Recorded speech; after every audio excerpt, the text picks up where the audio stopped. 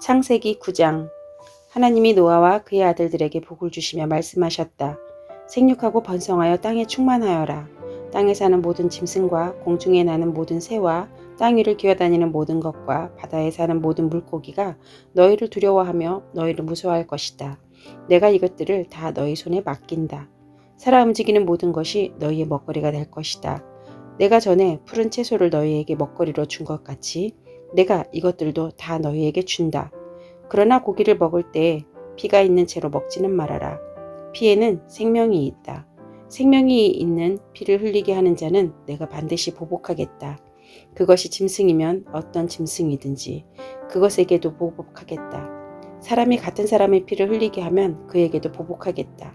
사람은 하나님의 형상대로 지음을 받았으니 누구든지 사람을 죽인 자는 죽임을 당할 것이다. 너희는 생육하고 번성하며 땅에 편만하여 거기에서 번성하여라. 하나님이 노아와 그의 아들들에게 말씀하셨다.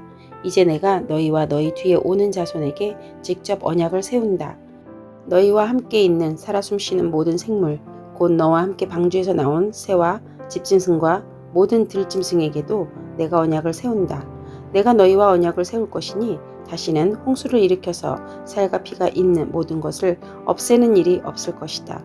땅을 파멸시키는 홍수가 다시는 일어나지 않을 것이다. 하나님이 말씀하셨다. 내가 너희 및 너희와 함께 숨쉬는 모든 생물 사이에 대대로 세우는 언약의 표는 바로 무지개이다. 내가 무지개를 구름 속에 둘 터이니 이것이 나와 땅 사이에 세우는 언약의 표가 될 것이다. 내가 구름을 일으켜서 땅을 덮을 때마다 무지개가 구름 사이에서 나타나면 나는 너희와 숨쉬는 모든 짐승, 곧 살과 피가 있는 모든 것과 더불어 세운 그 언약을 기억하고 다시는 홍수를 일으켜서 살과 피가 있는 모든 것을 물로 멸하지 않겠다. 무지개가 구름 사이에서 나타날 때마다 내가 그것을 보고 나 하나님이 살아 숨쉬는 모든 것들, 곧 땅 위에 있는 살과 피를 지닌 모든 것과 세운 영원한 언약을 기억하겠다. 하나님이 노아에게 말씀하셨다. 이것이 내가 땅 위에 살과 피를 지닌 모든 것과 더불어 세운 언약의 표다. 방주에서 나온 노아의 아들은 셈과 함과 야벳이다. 함은 가나안의 조상이 되었다. 이 세 사람이 노아의 아들인데 이들에게서 인류가 나와서 온 땅 위에 퍼져나갔다. 노아는 처음으로 밭을 가는 사람이 되어서 포도나무를 심었다. 한 번은 노아가 포도주를 마시고 취하여 자기 장막 안에서 아무것도 덮지 않고 벌거벗은 채로 누워 있었다. 가나안의 조상 함이 그만 자기 아버지의 벌거벗은 몸을 보았다. 그는 바깥으로 나가서 두 형제에게 알렸다. 셈과 야벳은 겉옷을 가지고 가서 둘이서 그것을 어깨에 걸치고 뒷걸음쳐 들어가서 아버지의 벌거벗은 몸을 덮어드렸다. 그들은 아버지의 벌거벗은 몸을 보지 않으려고 얼굴을 돌렸다. 노아는 술에서 깨어난 뒤에 작은 아들이 자기에게 한 일을 알고서 이렇게 말하였다. 가나안은 저주를 받을 것이다. 가장 천한 종이 되어서 저희의 형제들을 섬길 것이다. 그는 또 말하였다. 셈의 주 하나님은 찬양받으실 분이시다. 셈은 가나안을 종으로 부릴 것이다. 하나님이 야벳을 크게 일으키셔서 셈의 장막에서 살게 하시고 가나안은 종으로 삼아서 셈을 섬기게 하실 것이다. 홍수가 있은 뒤에도 노아는 350년을 더 살았다. 노아는 모두 950년을 살고 죽었다. 창세기 10장. 다음은 노아의 아들들의 족보이다. 노아의 아들은 셈과 함과 야벳이다. 홍수가 난 뒤에 그들이 아들을 낳았다. 야벳의 자손은 고멜과 마곡과 마대와 야완과 두발과 메색과 디라스이다. 고멜의 자손은 아스그나스와 리박과 도갈마이다. 야완의 자손은 엘리사와 스페인과 키프로스와 로도스이다. 이들에게서 바닷가 백성들이 지역과 언어와 종족과 부족을 따라서 저마다 갈라져 나갔다. 함의 자손은 구스와 이집트와 리비아와 가나안이다.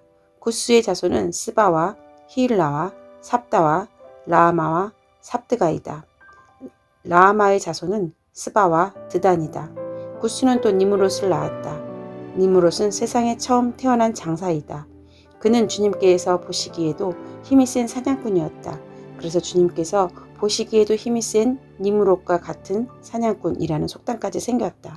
그가 다스린 나라의 처음 중심지는 시날 지방 안에 있는 바빌론과 에렉과 아깝과 갈레이다. 그는 그 지방을 떠나 아시리아로 가서 니느웨와 르호보딜과 갈라를 세우고 니느웨와 갈라 사이에는 레센을 세웠는데 그것은 아주 큰 성이다. 이집트는 리디아와 아남과 르합과 납두와 바드루스와 가슬로와 크레타를 낳았다. 블레셋이 바로 크레타에게서 나왔다. 가나안은 맏아들 시돈을 낳고 그 아래로 헷과 여부스와 아모리와 기르가스와 히위와 알가와 신과 아로왑과 스말과 하맛을 낳았다. 그 뒤에 가나안족은 사방으로 퍼져나갔다. 가나안의 경계는 시돈에서 그라를 지나서 멀리 가사에까지 이르렀고 거기에서 소돔과 고모라와 아드마와 스보임을 지나서 라사에까지 이르렀다. 이 사람들이 종족과 언어와 지역과 부족을 따라서 갈라져 나간 함의 자손이다. 야베스의 형인 셈에게서도 아들딸이 태어났다. 셈은 에벨의 모든 자손의 조상이다. 셈의 자손은 엘람과 아수르와 아르박삭과 룻과 아람이다. 아람의 자손은 우스와 훌과 게델과 마스이다. 아르박삭은 셀라를 낳고 셀라는 에벨을 낳았다.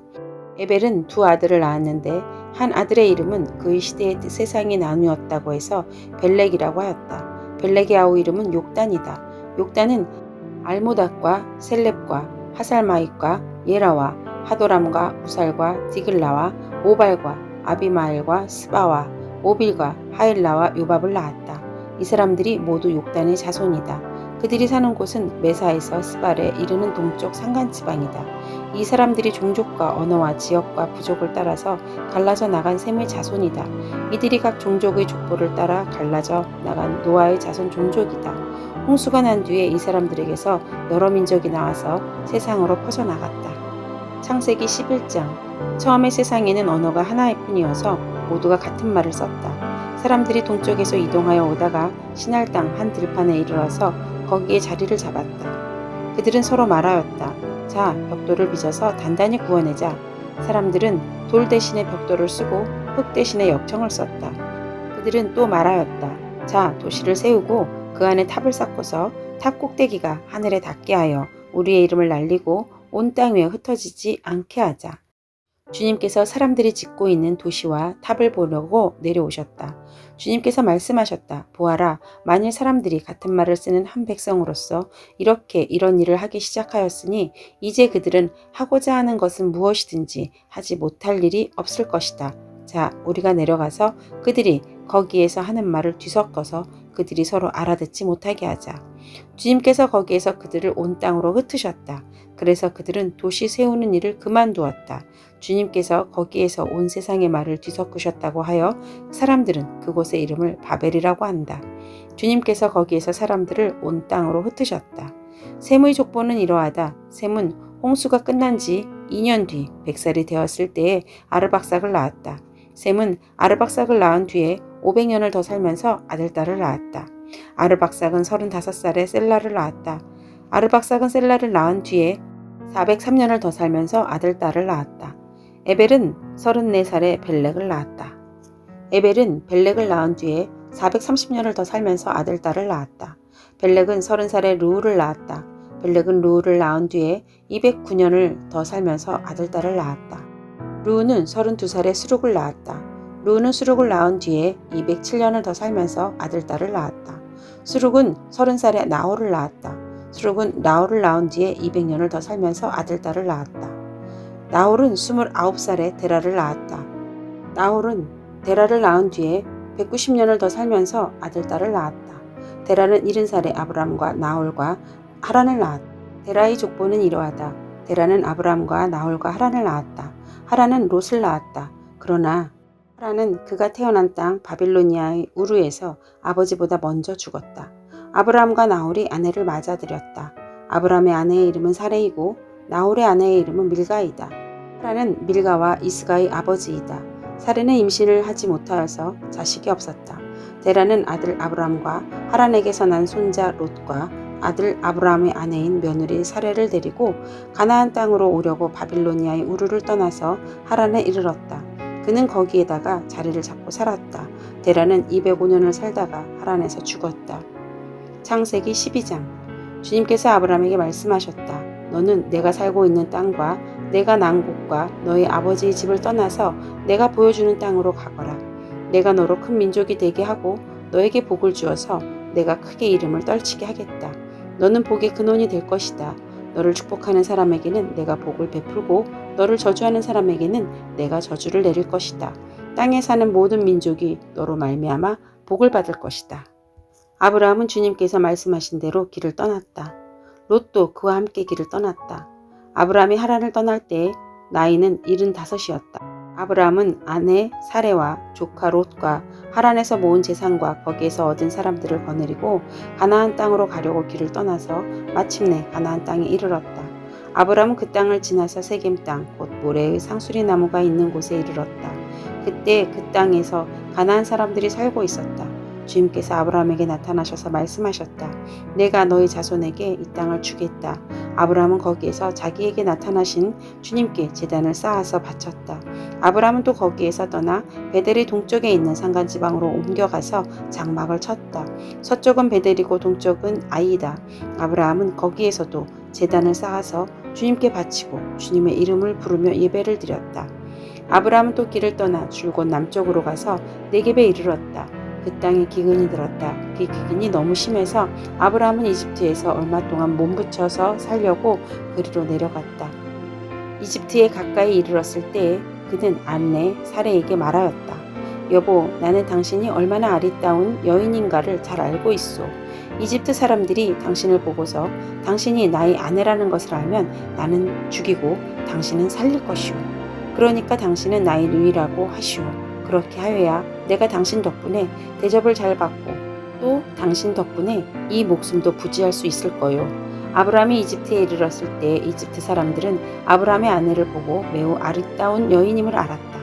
바로의 대신들이 그 여인을 보고 나서 바로 앞에서 그 여인을 칭찬하였다. 드디어 그 여인은 바로의 궁전으로 불려 들어갔다.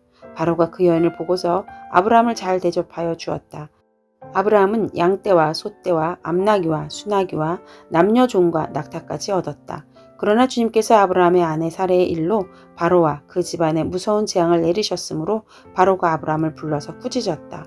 어찌하여 너는 나를 이렇게 대하느냐? 저 여인이 너희 아내라고 왜 일찍 말하지 않았느냐? 어찌하여 너는 저 여인이 내 누이라고 해서 나를 속이고 내가 저 여인을 아내로 데려오게 하였느냐? 자, 내 아내가 여기 있다. 데리고 나가거라. 그런 다음에 바로는 그의 신하들에게 모형하여 아브라함의 모든 재산을 거두어서 그 아내와 함께 나라 밖으로 나가게 하였다.